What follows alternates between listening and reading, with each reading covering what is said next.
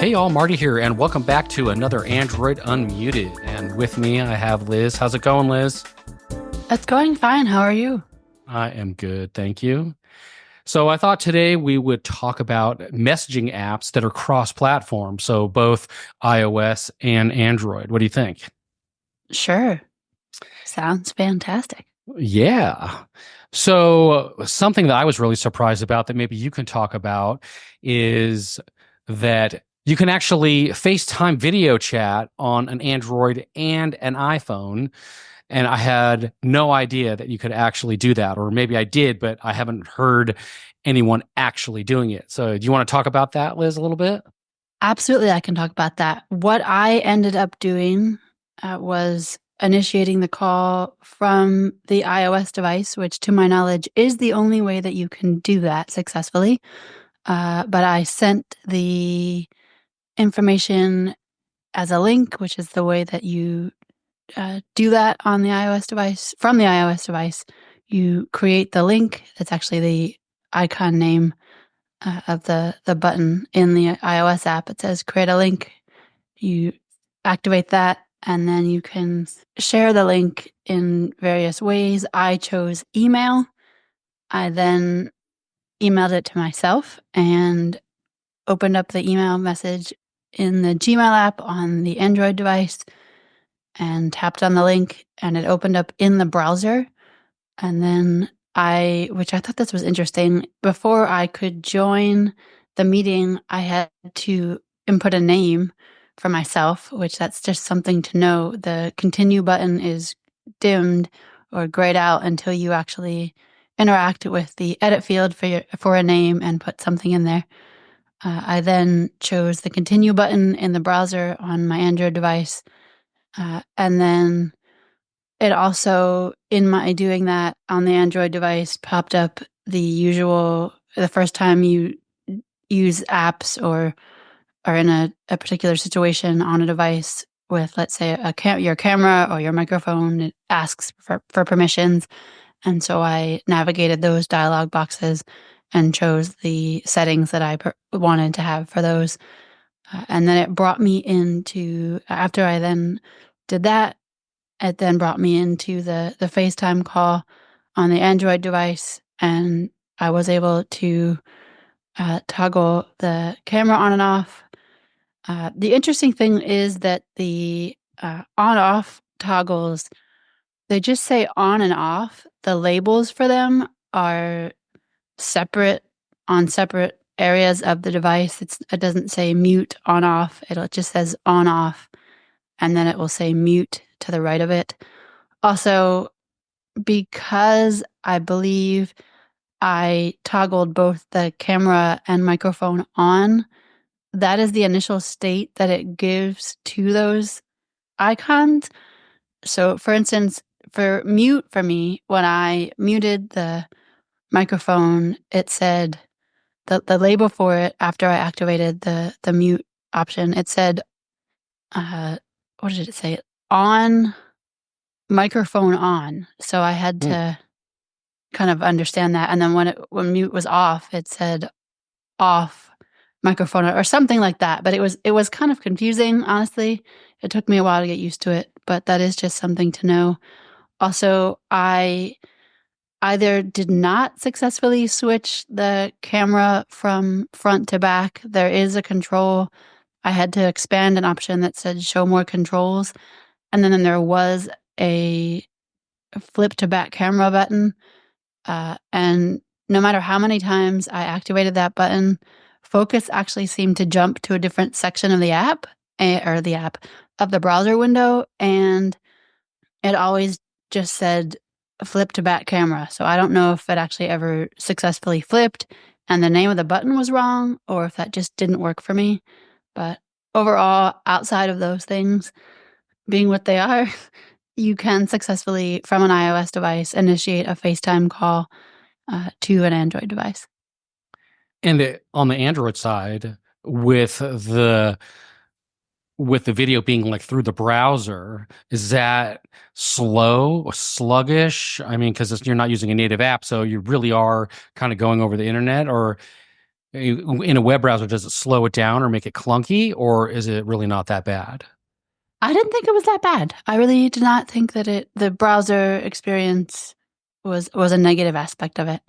And once you start the chat, or I should say, when you're creating the link to start a chat with someone, will it only work through email or can you send it anyway? Like you can text it or email it, or does it matter?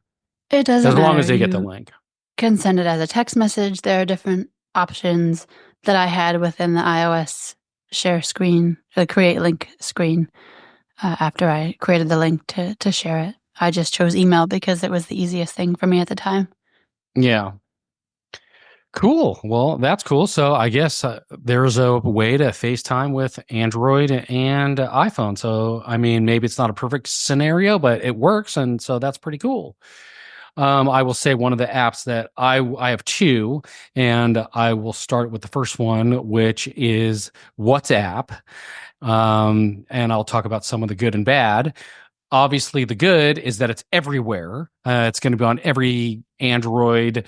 You can put it on any Android device, any iOS device, and it works on Windows and Mac and in the browser and in all the places. So the barrier to entry on that's going to be good because you're going to have the majority of people there. And if you're going to use a separate app, then you want to have something where there's going to be the most people because it's always hard to try and get people to get on a new app and install it and sign up and do all the things in order to, have like a mainstay or have a place where an app where there's a lot of people that are going to be using it. So it's good that it's everywhere. So that's one thing. If you're looking for something with security, forget it. It's made by Meta, and so you can decide whether you want to have anything on your phone that's Meta or not. People have very strict opinions on Meta, so I'll just leave that there.